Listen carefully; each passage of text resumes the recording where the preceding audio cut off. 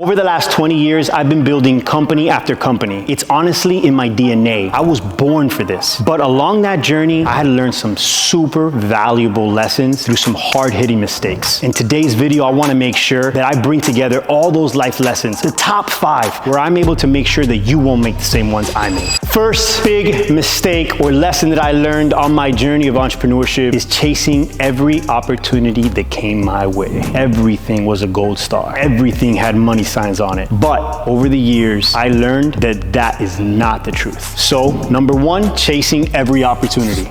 If you're starting your journey as an entrepreneur, the first thing you want to do is avoid all distractions. You want to make your business model super simple, and you want to stay ultra focused. You want to wake up every single day and you want to chase that one thing, that one golden thing that is the business. That business can have multiple ways to generate revenue, but the truth is, if you go back to that 80-20 rule, 80% of your revenue is coming from 20% of your efforts or profits or your products. So figure out what that 20% is, what is the sole focus of it, and make it your 100%. Eliminate all the other shit and focus on the main business that you're running. Do not be pulled apart by distractions and question every single opportunity or what you call an opportunity that comes your way. And listen, right now, I am literally in a warehouse sweating my fucking balls off because I want to show that I could have been sitting in an AC, comfortable as shit, but business and entrepreneurship and the chase and the grind and the hustle isn't this easy peasy comfortable journey. I got sweat dripping down my back, but I'm doing this because I want you to see me in my raw form, which is you have to dig deep, put your heels into the ground and chase life on your terms. So let's go to number 2.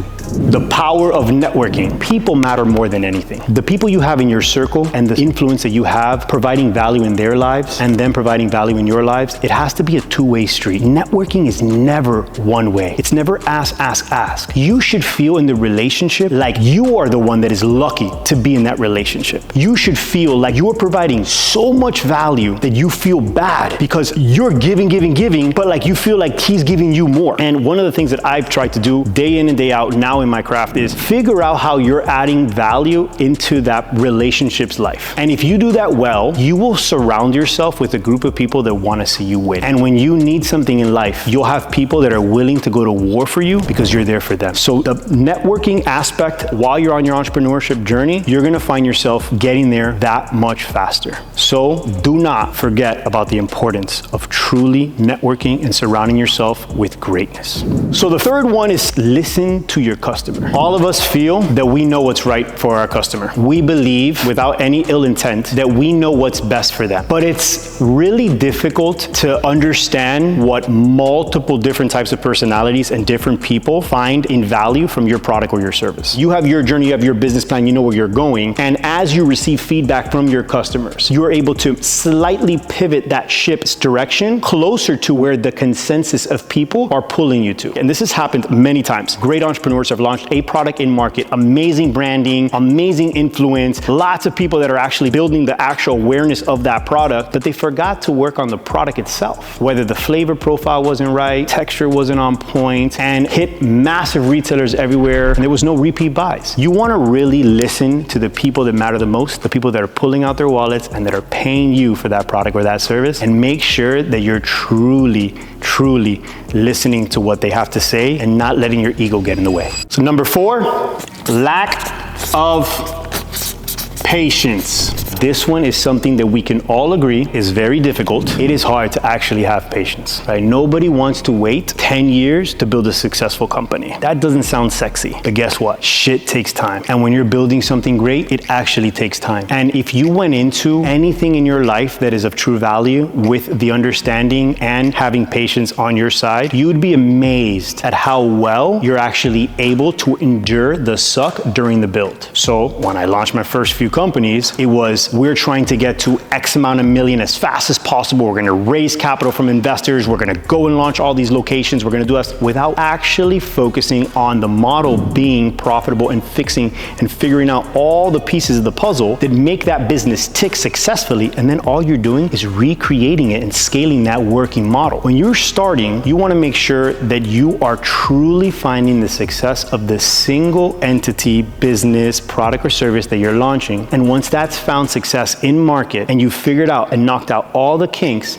then you slowly start to scale that product or that service or that business, knowing that that worked, knowing that you actually spent the time, the year, the 2, the 3 years, knocking out all of the things that could have gone wrong with that business. So figure out the model, make sure that works, and then with patience, you'll be able to build a very, very successful business. And honestly, forget about business as a whole. Patience in general, if you actually have patience in life with where you are today versus where you want to be, there will be zero stress in your life. Because stress is a direct impact of where you are today versus where you expect you should be. And that gap, that delta, is what creates that anxiety, that pressure, that stress. So let's move on to number 5. This one is a true hard lesson that I learned, and I left it for number 5, the importance of branding. So now you actually hear about branding a lot more than when I was growing up because you have a lot of personal brands being built. So in my first go at entrepreneurship, I built CrossFit gyms. I put the first one in South Florida, and then we had a licensing partnership with Reebok. Reebok had just signed their 10-year agreement with CrossFit, and we got in early. We actually opened up the first Reebok CrossFit gym in the whole world, and that was right on 9th and Alton in Miami Beach. And we were like, this is gonna be amazing. We're gonna build this book of business. We're gonna open these things everywhere. And we're gonna call them Reebok CrossFit city name, Reebok CrossFit Miami Beach, Reebok CrossFit Fifth Avenue, Reebok CrossFit Union Square, Reebok CrossFit Dubai. And we went on this journey of building over 15 locations in prime real estate, prime, like New York City, 5th and 37, One Union Square, Gold Box in Dubai, like all these prime locations around the world. And 2015 comes around. We've been building this book of business since 2007, all the way through. And CrossFit started to get to the point where we didn't see the long-term scale and growth of the operational team that was in place. And Reebok and CrossFit were the name of the brand that we were running, but we were the owners of that brand. We didn't own Reebok and we didn't own CrossFit. And since we didn't have an individual entity on every single one of those locations, when we turned around and said, okay, now it's time to pivot and launch our own brand that we own, we had to sell off every single one of those entities. And since all of them were different names, we had to sell them off individually. Where retrospect, one of the biggest life lessons I learned is if I would have built all of those locations under a single brand, and it would have been XYZ company, whatever that name would have been, that exit would have been a crazy exit, well over $50 million. But instead, we had to sell off every individual entity. We still made great money. All the investors made money. It was still a very successful exit, but it wasn't at the multiple of having your own brand that would have been chalked up for the books of like, hey, this is the largest affiliate structure in the CrossFit world. Selling as this brand name, it would have been way more valuable. So make sure you guys are taking a look at these 5, just to go through them one more time. Chasing every single opportunity that comes your way, take a second and think about, is that a true opportunity or is that pulling you away from your target goal? The power of networking. Make sure you surround yourself with greatness and you are adding value in people's lives, and add way more value than you expect in return, and you'll see how they're going to be right by your side when you need them. Listen to your customer. This is probably one of the most important, because if you are building a business or you have anything that you're trying to generate revenue from, you want to make sure that you're being guided by your North Star, and your North Star should not be money in the account. Your North Star should actually be, how are you adding value and solving a problem for someone? That's what builds real businesses. So solve a problem for someone, make sure that they're your North Star, and you'll figure out how your customer is able to guide you on your path. 4th is lack of patience. Change the perspective on how you're looking at your journey, approach it differently, and have patience on the build, and you'll see how